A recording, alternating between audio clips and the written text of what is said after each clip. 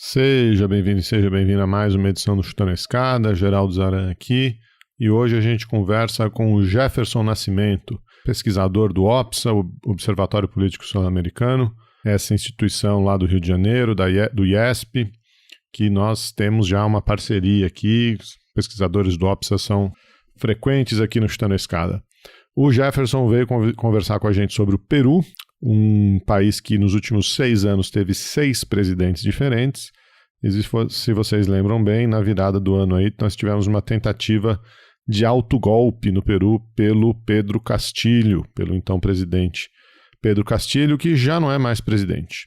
O Jefferson veio explicar para a gente o andamento dessas crises cíclicas no Peru, falar um pouco também da relação com o Brasil, do posicionamento do governo brasileiro e fazer algumas considerações sobre o que isso significa para as crises das democracias contemporâneas. É um papo muito legal, divulgamos o trabalho aí do Jefferson, do OPSA, e se você quer apoiar o Chutando a Escada, esse projeto de divulgação científica na área de relações internacionais, entra lá no nosso site, no chutandoaescada.com.br/apoio, ou procura a gente diretamente em uma das nossas 3 campanhas de financiamento coletivo, no PicPay, no Patreon ou no Catarse.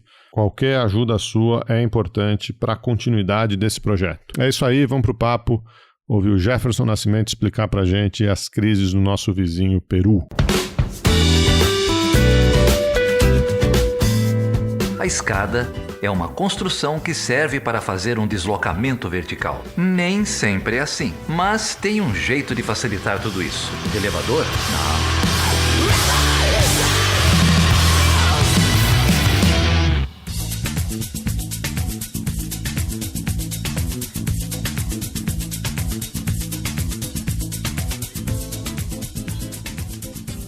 Geraldo Zaran, e aí, você tá bem? Tá bonzinho? Tô bem, Felipe, tô bonzinho. Tem convidado novo na área, isso é sempre bom receber gente nova aqui, né? É gente nova, gente boa na área. Eu tô falando do Jefferson Nascimento, que não é o Jeff Nascimento que o ouvinte do Chutando a Escada já conhece. Ainda bem que tem mais um Jefferson Nascimento que é bom no que faz. A gente está aqui hoje com o Jeff Nascimento, que é doutorando lá no IESP da UERJ, é pesquisador do Observatório Político Sul-Americano, o OPSA, que só manda gente boa aqui, né, Geraldo? É, só sucesso. Você também é do Rio Grande do Sul, Jefferson? Não, eu sou do Rio mesmo. Essa é a piada aqui, que tem uma célula rio-grandense lá no observatório. Quase um outsider no OPS, mesmo sendo do Rio e o OPS sendo do Rio. É um prazer receber você aqui, Jefferson. A gente já está tentando esse contato desde a virada aí do ano. O Jefferson pesquisa lá no OPSA, cobre a pauta do Peru, né? Esse nosso vizinho sul-americano, e a gente teve tem tido já, né, ao longo dos últimos anos, das últimas décadas, muitas crises, muitas trocas de governo, a mais recente aí na virada de 22 para 23, e a gente trouxe o Jefferson para contar para a gente aqui o que está acontecendo, quais são os fatores estruturais, quais são os fatores conjunturais. Prazer ter você aqui, Jefferson. Bom, primeiramente, obrigado pelo convite, para mim é um prazer estar aqui com vocês. Eu que sou ouvinte assíduo do Chutando a Escada, para mim é uma honra estar aqui, ainda mais representando o OPSA. Muito bem. Jefferson, eu já te chamo de Jeff, já sou íntimo, né? Nem sei se posso. De 2016 até hoje, quantos presidentes já passaram pelo Peru? Eu perdi as contas. 6 presidentes. Eu não perdi a conta também, 6 presidentes. 6 presidentes, né? Alguns saem por renúncia, outros por impeachment. Enfim, Geraldo, eu não sei se você concorda comigo, mas eu acho que para começar seria importante dar um panorama geral do que está rolando por lá, não é? Vamos lá. Então, Jeff, se você puder contar para a gente um pouquinho o que está acontecendo, né? Por que tantas renúncias, impeachments, por que tanta mudança ali no poder no Peru? Se você puder dar um panorama geral da gravidade, para a gente até entender a gravidade da crise, o que está rolando, eu acho importante para depois a gente, quem sabe, discutir as causas. Isso, eu acho legal a gente fazer esse relato, primeiro, do que está acontecendo objetivamente, desde o momento que o Castillo chegou na presidência e depois tentando encontrar aí os motivos, os fatores de longo, médio e curto prazo que explicam. O Castillo, ele foi o último presidente eleito no Peru em 2021. Ele é um representante, né, das populações, sempre se intitulava esse representante das populações rurais, né, do Peru, daquelas regiões que são historicamente marginalizadas pelo poder público. E ele é um professor, né, de educação básica e foi também um líder sindical, e ele ascendeu no cenário político ao liderar uma greve nacional de professores em 2017. E nas eleições de 2021 ninguém apostava nele, né? Era um outsider desconhecido, e num cenário de muita incerteza e desconfiança em relação ao sistema político como um todo, em relação aos políticos tradicionais, ele conseguiu se eleger. Ele se elegeu por meio de um partido que se intitula marxista-leninista, que é o Peru Livre, e que reivindica o legado de José Carlos Mariátegui, que é um dos principais nomes, né? Alguns vão dizer que é o fundador de um marxismo latino-americano, né, na nossa região. E, enfim, esse partido que tem essa veia comunista, mas que o Castilho não tem nenhum vínculo orgânico com esse partido. Na verdade, foi um partido que ofereceu ali espaço para ele poder se candidatar e surpreendeu todo mundo conseguindo vencer.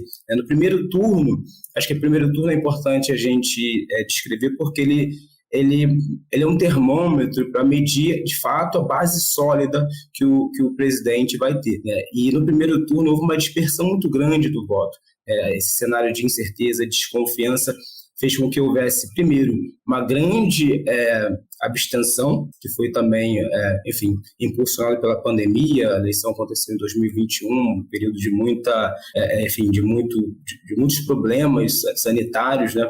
E o Castilho teve apenas 17% dos votos, né? Passou para o segundo turno ele e a filha do presidente, do ex-ditador Alberto Fujimori, a Keiko Fujimori, que conseguiu apenas 13% dos votos. Ou seja, no primeiro turno já dava a perceber que dificilmente quem ganhasse conseguiria ter uma base social e institucional forte, né?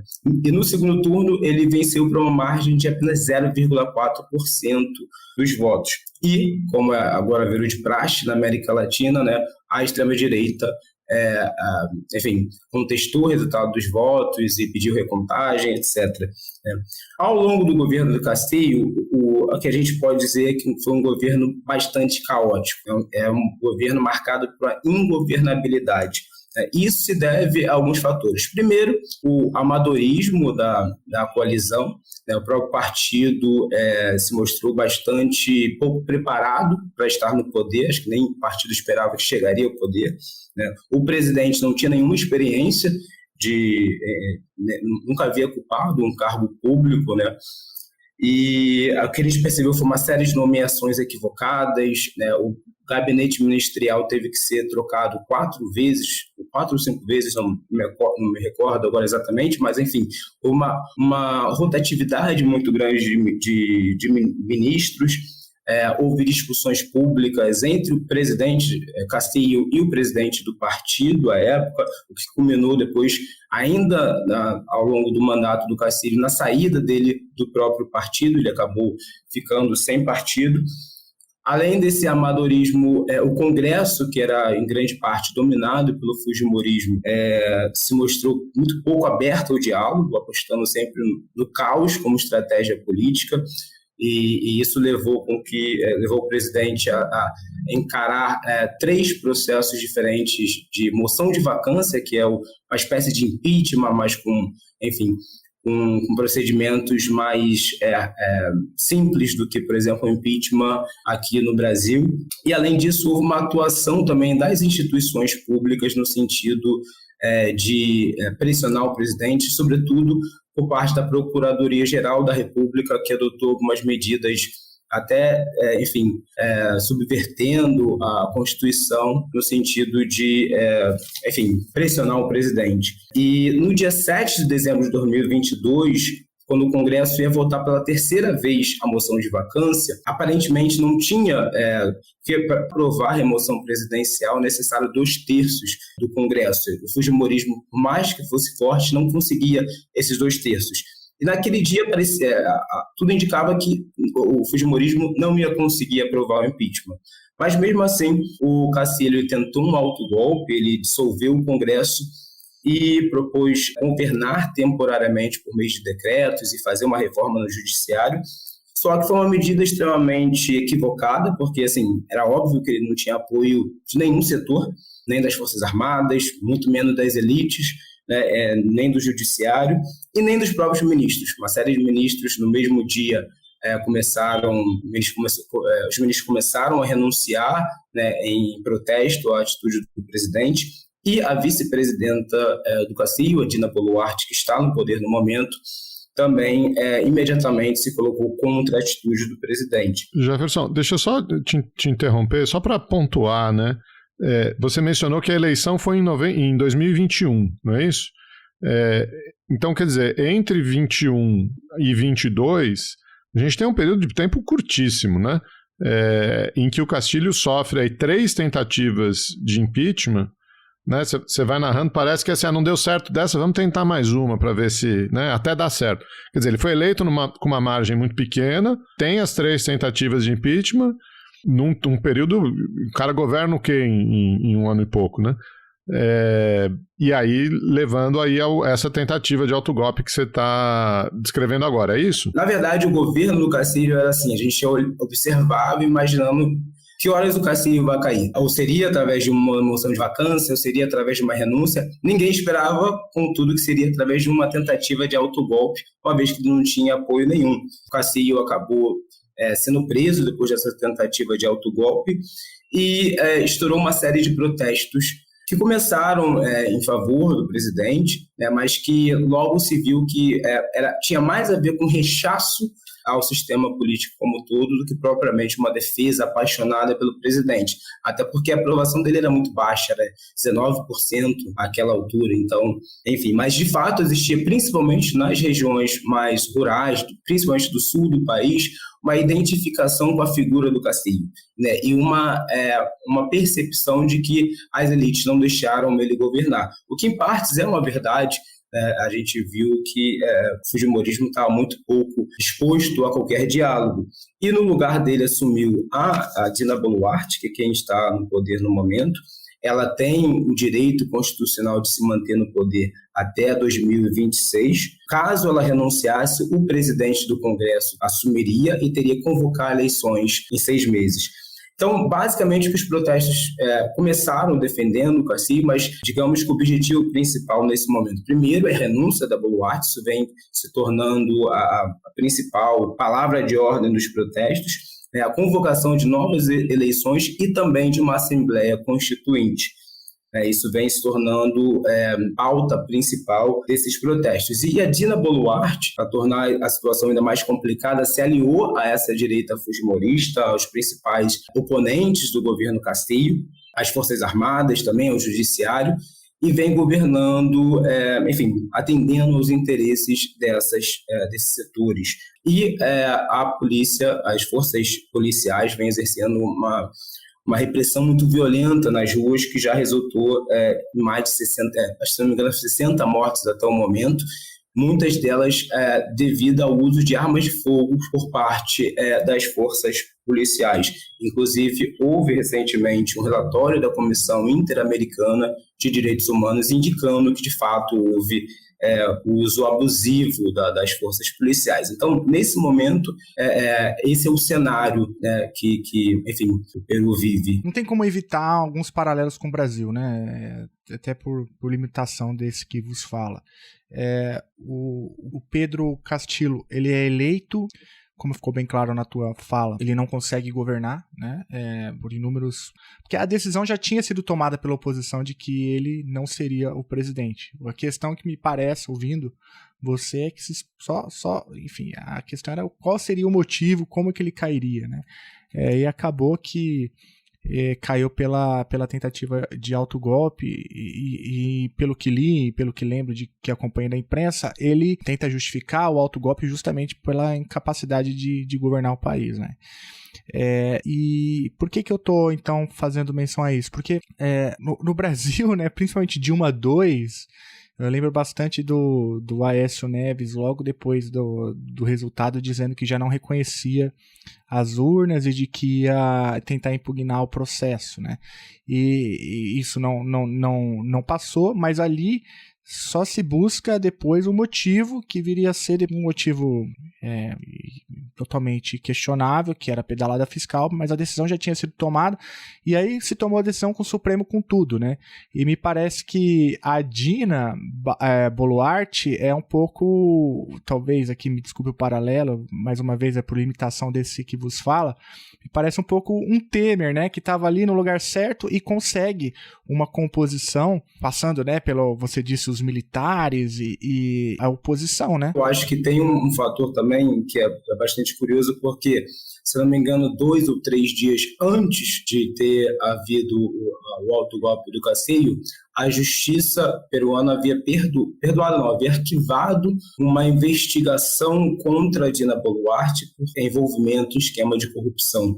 Então parecia que já estava ali sendo arquitetado os bastidores para que ela pudesse assumir, né, e, enfim, atender os interesses da elite. Mas eu acho que esse paralelo com o Brasil é curioso, né? Porque se a gente pegar também a Lava Jato também teve um impacto muito grande no Peru.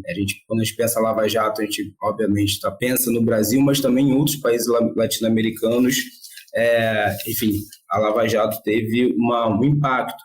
E no caso do Peru, se no Brasil talvez a Lava Jato tenha tido um impacto maior para os partidos de esquerda, no Peru foi um impacto generalizado, né, independente das matizes ideológicas dos ex-presidentes. Então, todos os presidentes, desde a ditadura de Alberto Fujimori até hoje, foram implicados em casos de corrupção na Lava Jato.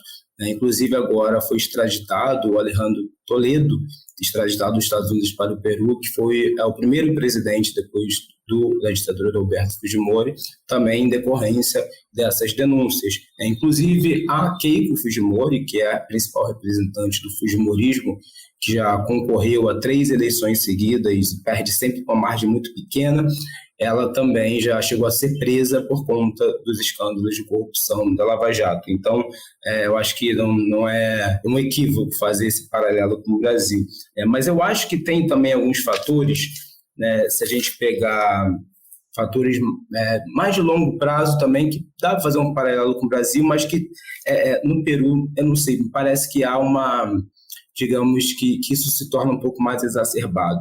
Se a gente for entender, porque essa crise ela não surge no governo de Castillo, ela já vem há alguns anos e há elementos, muitas vezes a gente acaba fazendo um retrato do presente, esquecendo de voltar um pouco na história e entender os fatores mais de longo prazo que incidem.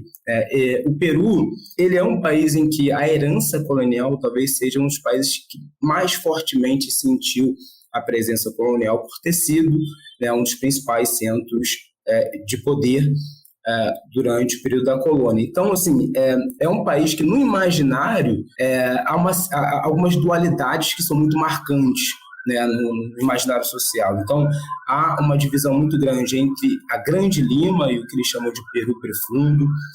Há uma diferença muito marcante entre os brancos, mestiços e os indígenas, entre ocidentais e andinos, civilizados e incivilizados, costenhos e serranos. Há uma série de dualidades que marcam o imaginário social do que é o Peru. É um país que normalmente a sociologia clássica descreve como um país desintegrado, uma espécie de arquipélago social, em que há diversas regiões com culturas bastante distintas e que muitas vezes não dialogam entre si. Por que isso é importante? Porque se a gente pegar os dados da eleição de 2021, você vai ver, por exemplo, que em Lima, o Castillo ele teve menos de 30% dos votos. Apesar de ter vencido a eleição, em Lima ele tem menos de 30% dos votos. Já nas demais regiões, Castillo venceu por 65%.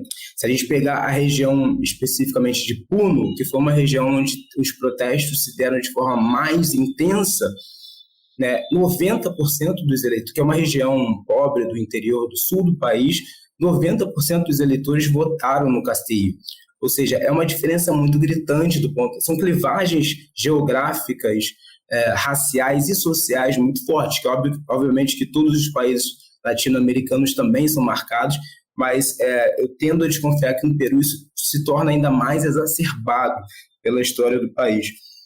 Se a gente pegar, por exemplo, a classe A, 70% dos eleitores da elite votaram na Keiko Fujimori. Então, são assim, dados que mostram que é um país bastante dividido, e eu acho que isso se mostra de uma forma muito clara hoje. Por exemplo, em Puno, como eu dizia, foi onde teve um massacre agora, se não me engano, no mês de janeiro ou fevereiro, em que 18 pessoas foram mortas no mesmo dia. E grande parte desses manifestantes eram camponeses, eram indígenas, e tem uma fala interessante da Dina Boluarte, um lapso, que ela diz assim, que Puno não é Peru. Ela, num discurso, querendo dizer que, enfim, que o que está acontecendo em Puno é muito específico, não significa que aquilo seja o Peru. Eu acho que isso é uma marca muito interessante, porque simboliza o pensamento da elite de Lima, de achar que o Peru profundo não é Peru, é uma outra coisa. Isso se torna bastante marcante. Eu acho que pontuar essas questões históricas que estão aí desde sempre é importante para a gente entender também essa crise atual. Perfeitamente. Puno, eu já fui a Puno. Puno é uma região muito, muito pobre, né? Não é exatamente fronteira com a Bolívia, mas é ali do outro lado do Lago Titicaca, assim como a Bolívia, realmente é uma região muito pobre, né? E eu acho interessante essa retomada que você faz. Até no seu paper aqui, que a gente vai disponibilizar para os ouvintes, um texto de 22 que você publicou, você fala desse ciclo militar, anti-oligárquico, né, dessa narrativa aí de como as coisas no Peru foram se desenvolvendo, e esse passado que é um presente praticamente, que ainda é fujimorista, né? Você estava mencionando aí sobre a participação da Keiko Fujimori. Dá uma leitura para a gente um pouco dessa direita. Essa direita tem articulações internacionais, como a gente vê ainda aqui no Brasil. Como que está essa situação? É uma direita de mesma estirpe, de uma estirpe diferente? Como que está a palavra que eu estou procurando aqui?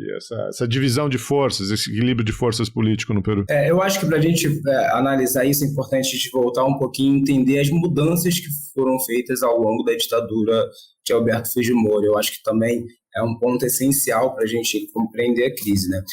O Alberto Fujimori, ele chega ao poder nos anos 90 por meio do voto, né? Mas ele, diferentemente do Castilho, ele faz um autogolpe que foi bem sucedido.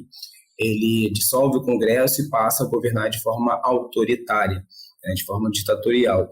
E em 1993 ele cria uma Constituição que tem traços extremamente autoritários e também extremamente neoliberais. Acho que isso é fundamental para a gente entender porque essa Constituição ela é vigente até hoje. Por mais que tenha havido uma transição democrática em 2000, a partir de 2000, não se mexeu nesse arcabouço constitucional que institucionaliza o neoliberalismo na sociedade e na política peruana, né? Então, é uma Constituição em que, por exemplo, direitos empresariais muitas vezes prevalecem sobre direitos trabalhistas, direitos sociais, né?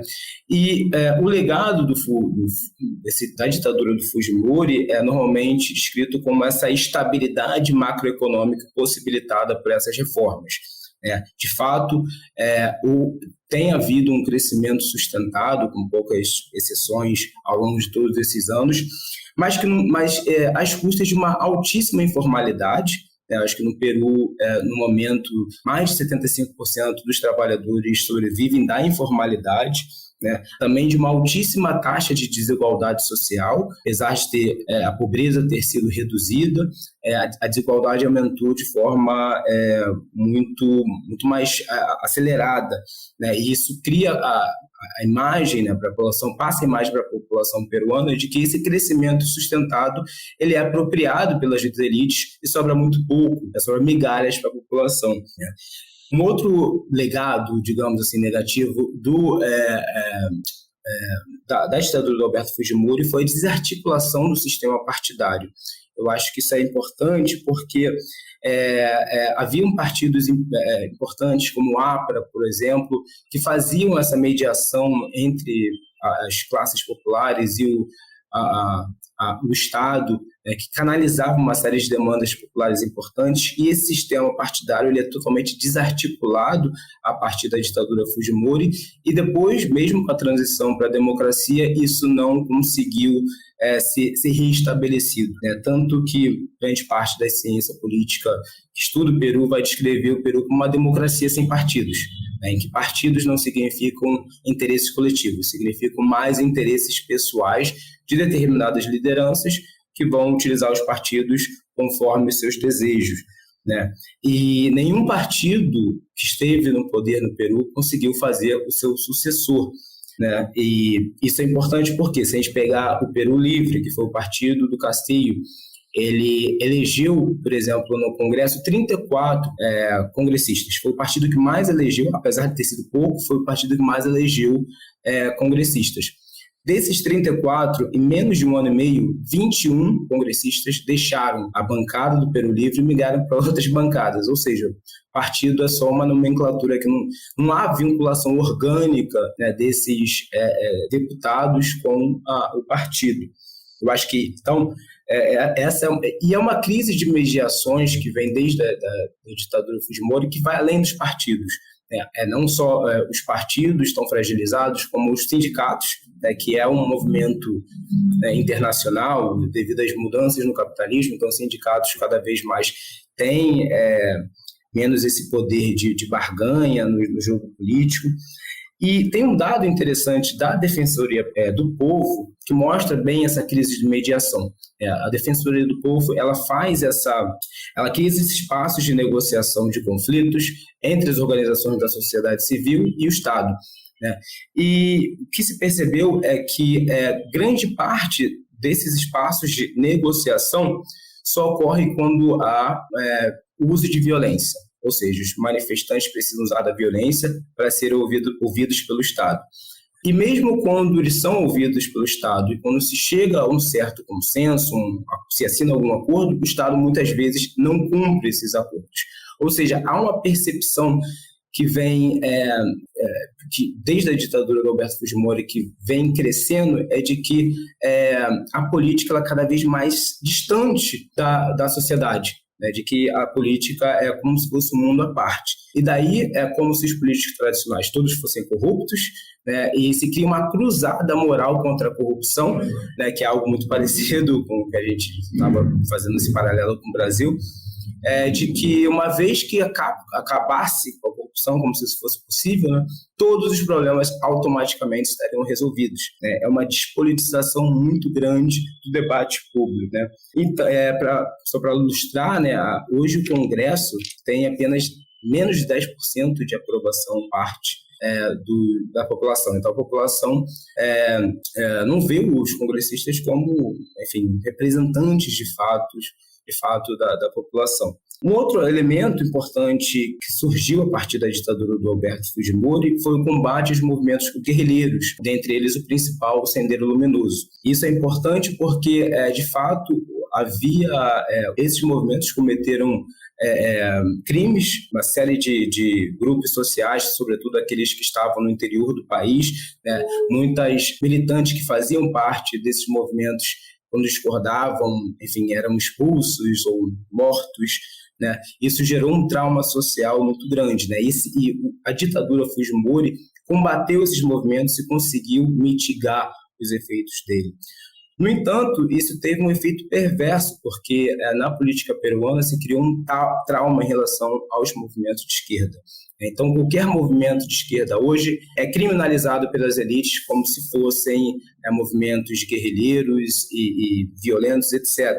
Eles têm até um termo para isso, eles chamam de terrúqueo, que é a ideia de que qualquer movimento de esquerda, você já taxa como sendo terrorista. Então, a esquerda peruana tem uma dificuldade muito grande de se organizar e de se combater essa ideologia neoliberal que, enfim, é hegemônica E isso é importante também, por quê? Porque na própria campanha, o Castillo e o Peru Livre sofreram essas críticas por serem terroristas e tal, mas fato é que eles conseguiram, apesar da rejeição que se criou pelo fato deles, né, serem taxados dessa maneira, havia também uma rejeição muito forte contra Keiko Fujimori.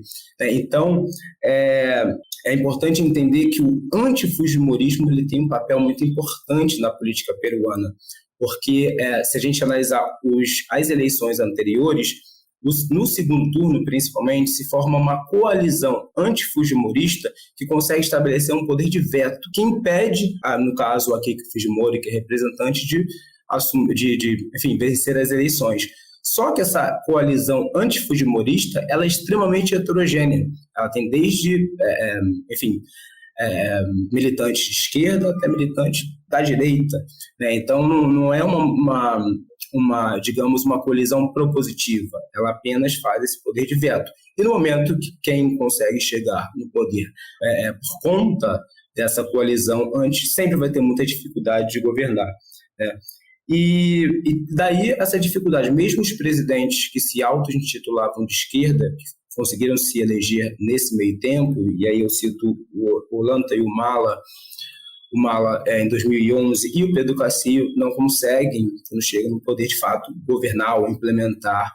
Eles precisam ou migrar para a direita para ter um mínimo de governabilidade. No caso do Castillo, como a crise vem se acelerando, nem isso, né? Nem a sinalização que ele fez em direção à direita ao longo do seu governo conseguiu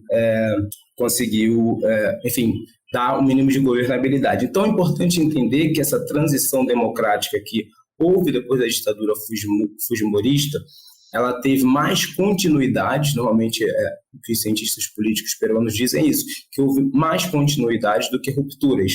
E daí essa direita peruana, essa extrema-direita, tem muita dificuldade de chegar ao poder, mas, ao mesmo tempo, ela tem um peso muito grande na política, né? O fujimorismo, apesar de não conseguir ter voltado ao comando do Estado, é uma força essencial para compreender, né, essa crise atual. Então, acho que essa direita fujimorista ainda tem muito essa defesa muito ferrenha do neoliberalismo, né, da Constituição de 1993, e também tem traços extremamente autoritários, não querer negociar, de apostar sempre no pior, melhor, né? Então, tem ainda esse vínculo com a ditadura. O Chutando a Escada conta com apoio financeiro dos seus ouvintes. Para saber mais, acesse chutandoaescada.com.br/apoio.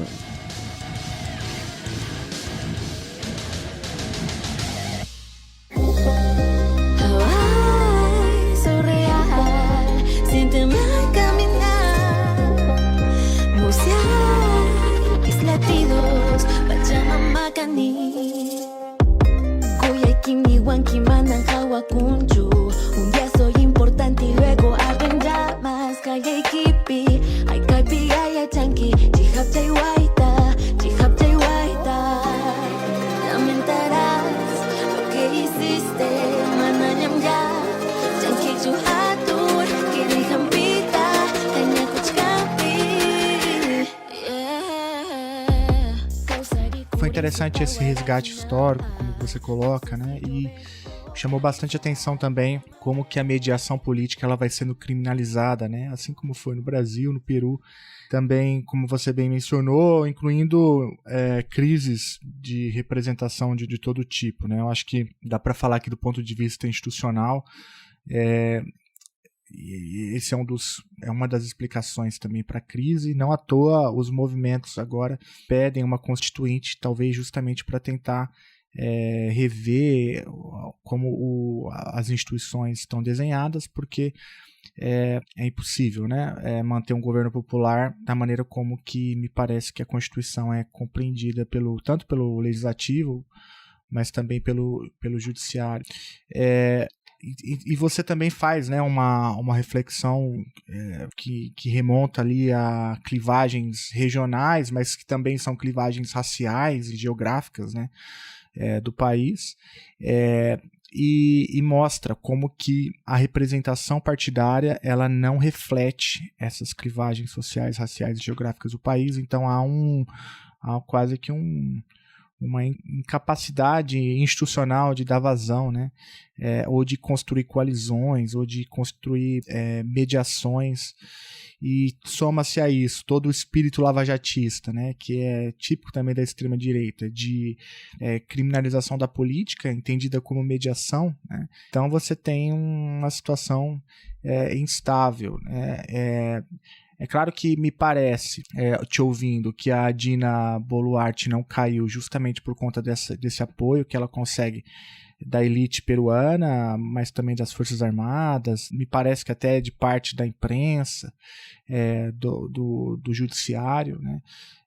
Porque já tentaram, né, pautar a vacância no Congresso, mas não passa, né? Não passa, então há uma certa blindagem em relação ao governo dela, pelo que eu estou entendendo, né, extrapolando um pouco do que você mencionou. Ao mesmo tempo, a gente percebe que as manifestações, eu não sei agora em que pé estão, se elas estão numa crescente, numa decrescente, mas é algo até que eu queria te ouvir. E antes de te devolver, eu queria perguntar também como que está o apoio internacional do governo, né, de Dina Boluarte, porque no dia da gravação desse episódio eu estava pesquisando um pouco aqui e alguns jornais aí deram a seguinte manchete, né, que o presidente do México se nega a entregar a presidência da Aliança do Pacífico ao Peru, e o López Obrador, obviamente, alegando que o governo da Dina Boluarte não seria um governo legítimo, né? Manifestando, então, por tabela, o apoio ao governo, antigo governo, o de Pedro Castillo, né?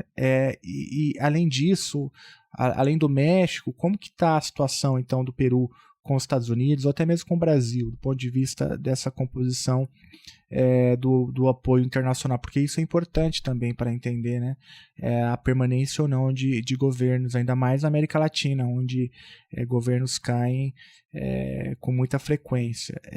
Então essas duas colocações, só para resumir a situação das manifestações e o apoio internacional. Sim. Bom, em relação ao apoio internacional, o México talvez seja o principal parceiro de Pedro Castillo. Inclusive, quando ele tentou o autogolpe, havia rumores de que ele estaria fugindo para a Embaixada do México, poder, enfim, conseguir asilo político no México, e mais tarde isso ficou claro, e inclusive o México ofereceu o asilo político para a família do Castillo. Haveria agora a passagem da Aliança do Pacífico para Peru, se tornaria o presidente, enfim, lideraria a Aliança do Pacífico, o México passaria para o Peru, mas isso não ocorreu. O López Obrador entende que, enfim, o governo de Dina Boluarte não é legítimo. Houve algumas críticas mais fortes por parte do presidente da Argentina. Acho que a Colômbia também fez críticas bastante duras, inclusive houve um embaixador, se não me engano, foi chamado de volta, que estava na Colômbia foi chamado de volta, etc. Então teve alguns embates diplomáticos no interior da América do Sul. No caso dos Estados Unidos, houve um apoio à legalidade, digamos, do governo da Dina Boluarte, uma vez que, de fato, o presidente Castillo tentou um autogolpe e ela teria o direito constitucional, apesar de não ter legitimidade nenhuma, mas pensando na questão da legalidade, isso foi argumentado. O presidente Lula, se eu não me engano, também logo em seguida que houve que a Dina Boluarte assumiu, mandou uma mensagem dizendo que concordava, etc. Mas fato é que há uma pressão muito grande para que se convoquem novas eleições e que não é aceitável o grau de violência que vem sendo combatido os protestos. Então, falando dos protestos de forma mais específica, é importante a gente só voltar um pouquinho no tempo para entender como é que se chegou. Jefferson, posso, antes de você voltar no tempo, porque essa passagem que você fez aí eu acho muito interessante. da reação internacional do Brasil, porque a gente estava vivendo aqui um momento político extremamente tenso, principalmente quando alguém mencionava a palavra autogolpe, né? Então, teve alguma reflexão, alguma relação? A gente estava vivendo uma transição de poder aqui também, né? Depois de ter 8 de janeiro, etc. Você pegou alguma reação desse tipo, alguma consideração do governo brasileiro? Lógico, né? São 2 governos de esquerda, mas como é que foi essa transição, assim? Bom, eu não vi, sinceramente, não cheguei a ver se houve, de fato, uma posição mais explícita do governo brasileiro em relação ao que está acontecendo no Peru. Acho que o Brasil vem tendo uma atuação, digamos, uma atuação mais discreta, se comparado, por exemplo, a Argentina, Colômbia e México, que vem fazendo declarações mais explícitas e, enfim, tendo embates diplomáticos mais duros, né? Mas eu, sinceramente, não vi se o governo brasileiro chegou a ter uma posição mais explícita. Eu acho que o que me parece que o governo brasileiro vem adotando uma postura um pouco mais discreta no que se refere a omitir qualquer opinião mais firme em relação ao que está acontecendo no Peru. Então, acho que, mas de fato, há algo que afeta de uma certa forma o Brasil também, né? Porque o que acontece num país nunca fica só num país, acaba tendo repercussão em outros países, e é um momento bastante delicado de avanço da extrema-direita em que, enfim, é um tema um pouco delicado, que precisa ser mais bem debatido. No que se refere aos protestos, especificamente, só voltando um pouco no tempo, que é uma coisa que é importante mencionar, que eu acho que eu não mencionei, que isso é importante para entender esses embates entre o Congresso e o Executivo, é o fato de que no Peru a Constituição ela ela tem alguns dispositivos que tornam esse embate um pouco mais disruptivo, ou que pelo menos possibilita. Em 2020, o presidente Martín Vizcarra, ele sofreu um impeachment, uma moção de vacância, sob a justificativa de incapacidade moral, que é um dispositivo que está na Constituição, que é descrito de forma bastante subjetiva, que possibilita os agentes políticos a utilizarem, interpretarem da forma como lhes interessa. E, além disso, o Peru, o regime peruano, ele é semipresidencialista, ou seja, ele combina elementos do presidencialismo com o parlamentarismo. Por exemplo, o presidente ele precisa apresentar um gabinete ministerial ao Congresso, que precisa dar o voto de confiança.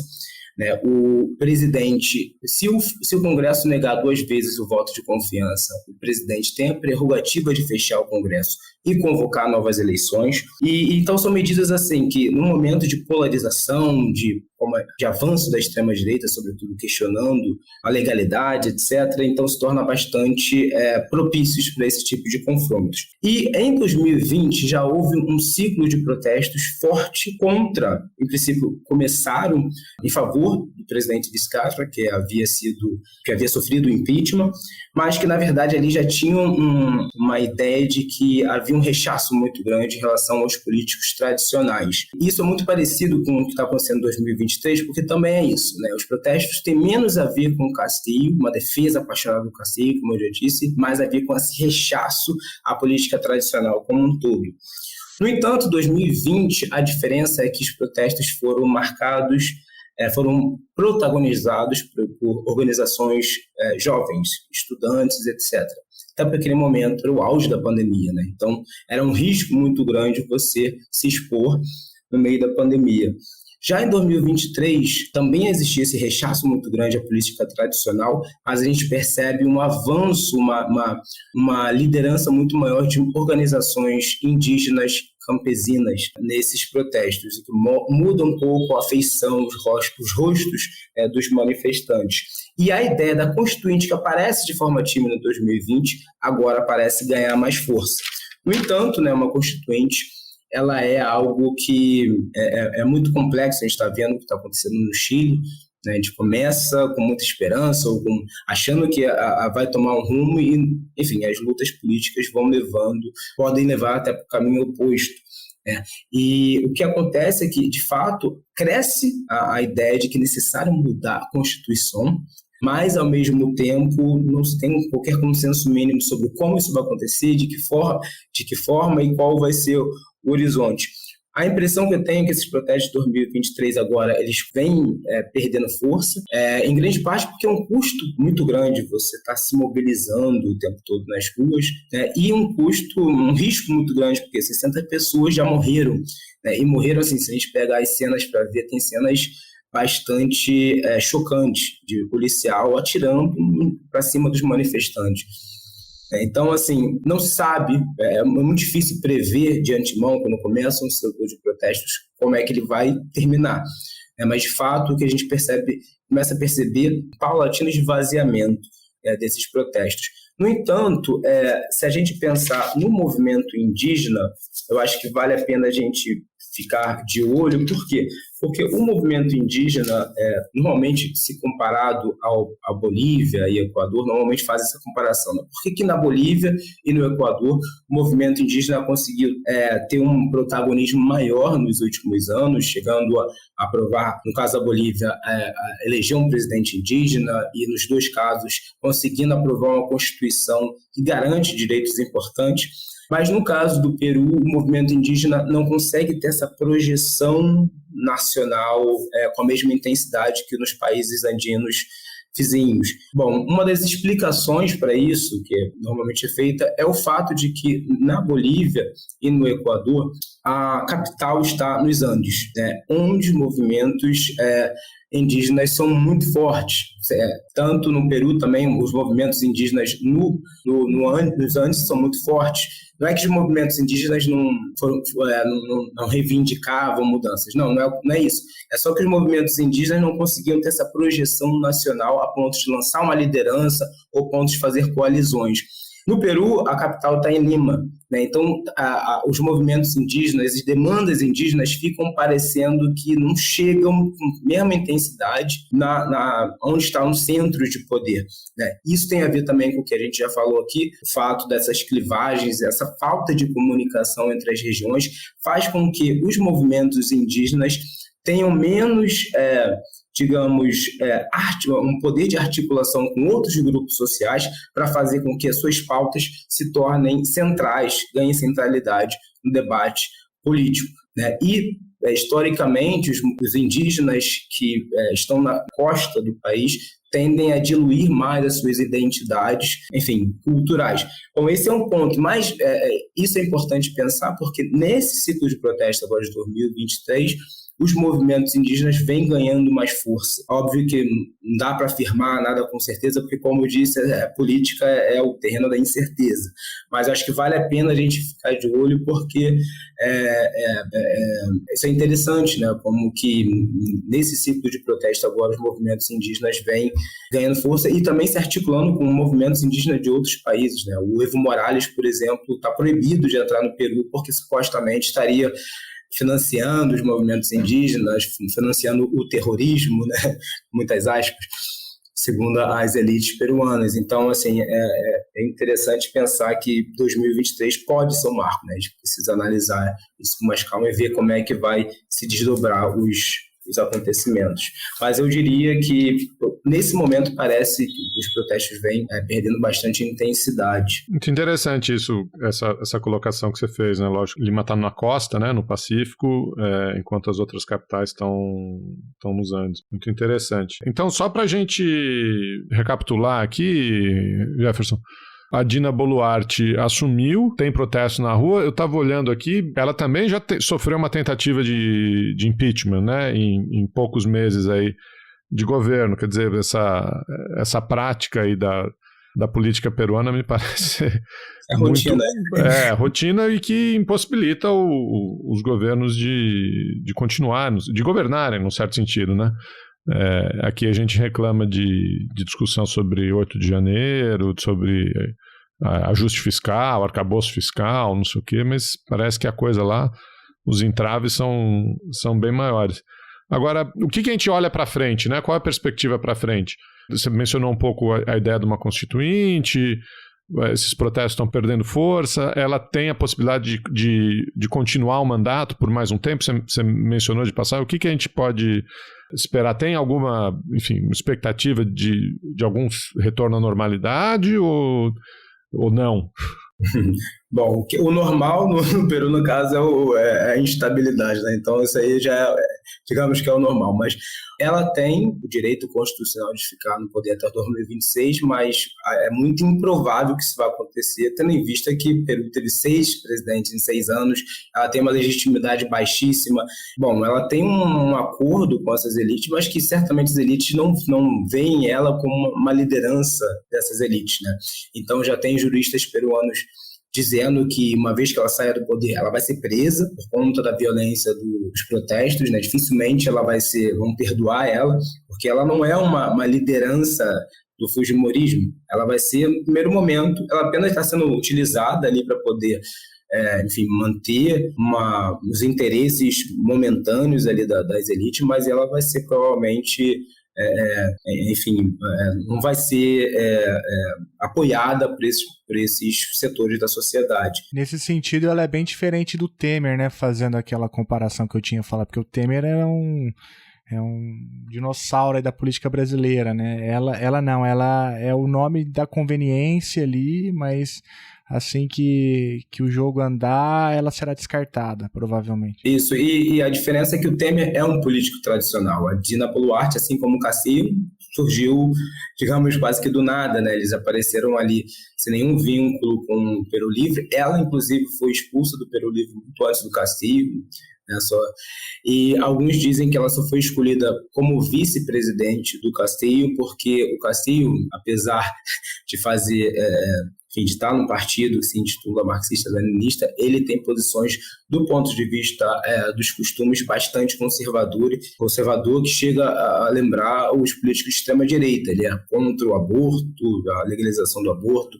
Ele é a favor, por exemplo, de castração de estupradores, assim, coisas bem polêmicas, para dizer o mínimo, né? Então, assim, ele tem posições extremamente machistas. Então, algumas pessoas diziam que, na verdade, a escolha da Dina Boluarte tinha a ver com uma necessidade de amenizar essa figura conservadora dele, angariar votos, por exemplo, de mulheres, etc. Então, ela não é uma política tradicional, ela também surgiu praticamente do nada, uma advogada que não tinha um histórico, né, e que, enfim, conseguiu chegar ao poder nesse cenário de instabilidade, de incerteza. Jefferson, obrigado, cara. Eu não sei se tem alguma pergunta que eu deveria ter feito e não fiz, assim, por incompetência, se tem algo que você gostaria de falar. Eu queria só fazer um comentário sobre um tema que eu acho que acho que o caso do Peru, ele ajuda a gente a pensar um tema que vem sendo muito discutido ultimamente na ciência política, que é a crise da democracia. Normalmente, o debate de crise da democracia, principalmente pegar um livro que vem sendo muito lido, que é aquele Como as Democracias Morrem, do Levitsky e do Ziblatt. Normalmente, alguns autores vêm descrevendo a crise da democracia dessa forma, como se fosse um agente, há uma crise de legitimidade e há um agente antidemocrático que se infiltra de forma democrática no Estado e vai corroendo as instituições por dentro. Mas me parece que há algo anterior a isso, há uma crise de efetividade da democracia não conseguir ser efetiva, que leva a essa crise de legitimidade que propicia esses agentes antidemocráticos se infiltrarem. Eu acho que há um livro da Wendy Brown que me parece mais interessante porque toca nesse ponto, que é o livro Nas Ruínas do Neoliberalismo, que ela mostra que há uma espécie de hibridismo genealógico, é o termo que ela usa, entre neoliberalismo, que, na verdade, o neoliberalismo tem na sua natureza uma natureza extremamente antidemocrática. Isso faz com que os governos que são eleitos, independente das suas pautas mais à esquerda ou mais à direita, consigam implementar políticas que vão atender os interesses dos seus eleitores. Isso vai criando um cenário de deslegitimação do sistema político como um todo. Eu acho que o caso do Peru é representativo porque ele mostra que a corrosão da democracia não está acontecendo, pelo menos nesse momento, por conta de um agente que se infiltrou no poder, que de forma democrática, que foi eleito democraticamente, que vai destruindo as instituições por dentro. Na verdade, é um vazio. Qualquer pessoa que chegue ao poder não consegue representar suas bases, não consegue atender as demandas populares e automaticamente isso vai gerando uma crise, digamos, uma lacuna muito grande entre Estado e sociedade e que leva a que cria um cenário propício para que esses agentes antidemocráticos consigam se eleger. Uma possibilidade futura que é para a gente prestar atenção é o Rafael Aliaga, que é o atual prefeito de Lima. Ele é considerado o Bolsonaro peruano, assim é intitulado pela própria imprensa peruana. Então ele pode surgir aí como esse agente, mas que ele vai surgir porque vai chegar com um discurso simplificador da política, né, no meio de um cenário extremamente, de incerteza e de desconfiança contra tudo e contra todos, né, mas que na verdade a origem não é necessariamente ele que vai destruir a democracia. Tem todo um cenário aí propício que facilita o caminho para que esses agentes cheguem no poder. Então, eu acho que o caso do Peru ajuda também a gente pensar esse tema da crise da democracia, porque não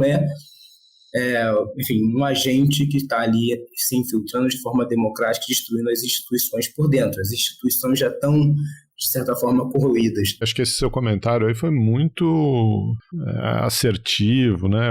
Acho que foi muito... você pensou aí... se o Marx dizia que o capitalismo ia ser corroído pela sua própria dinâmica, né? Acho que o corolário político do sistema capitalista liberal, que é esse Estado democrático, esse Estado liberal democrático, também tem mostrado aí as suas deficiências intrínsecas, né? Essa falha. Você trabalha num arcabouço liberal, democrático. Se o sistema não dá vazão às demandas das camadas minoritárias, no sentido, né, das camadas inferiores à população, das camadas desprivilegiadas, esse sistema também está fadado ao fracasso, né?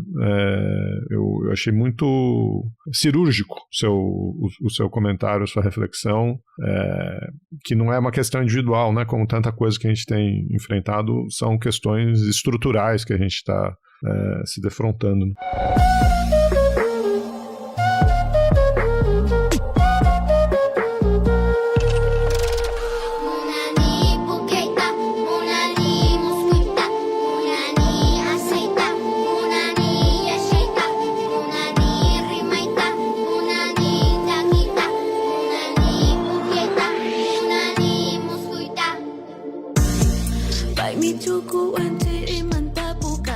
Jefferson, obrigado demais pelo seu tempo, parabéns aí pelo trabalho no Ops. O Ops é um parceiraço nosso, né, Geraldo? De fato, se o ouvinte ainda não conhece o Observatório, vale a pena entrar lá e ler, por exemplo, o último boletim, esse boletim que a gente citou aqui tantas vezes e que a gente vai deixar na descrição do episódio, onde tem lá um texto do Jefferson Nascimento intitulado O Governo de Pedro Castillo em Meio às Crises Cíclicas no Peru. A gente nem falou um pouco desse conceito, né, de crise cíclica, mas vale a pena entrar lá. O texto é antes da virada do ano, então foi quase que uma atualização, né? Mas mesmo assim vale a pena ler o texto, porque lá tem aí de maneira muito clara, didática, quais são as raízes mais profundas da crise peruana, que estão disponíveis aí na história do país, né? Foram construídas desde esse passado colonial até a adesão do fujimorismo com o neoliberalismo mais recentemente. Jefferson, obrigado, cara. Foi muito bom te conhecer e obrigado pela aula aí. Olha, obrigado. Eu que agradeço. Foi um prazer e uma honra estar aqui com vocês.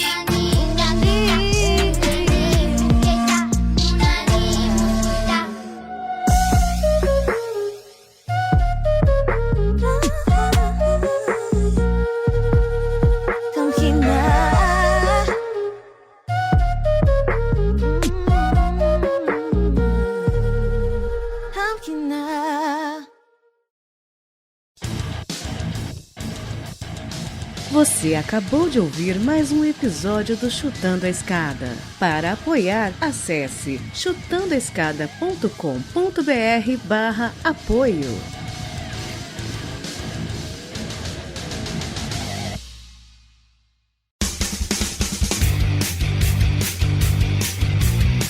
Cortes, edição de podcast.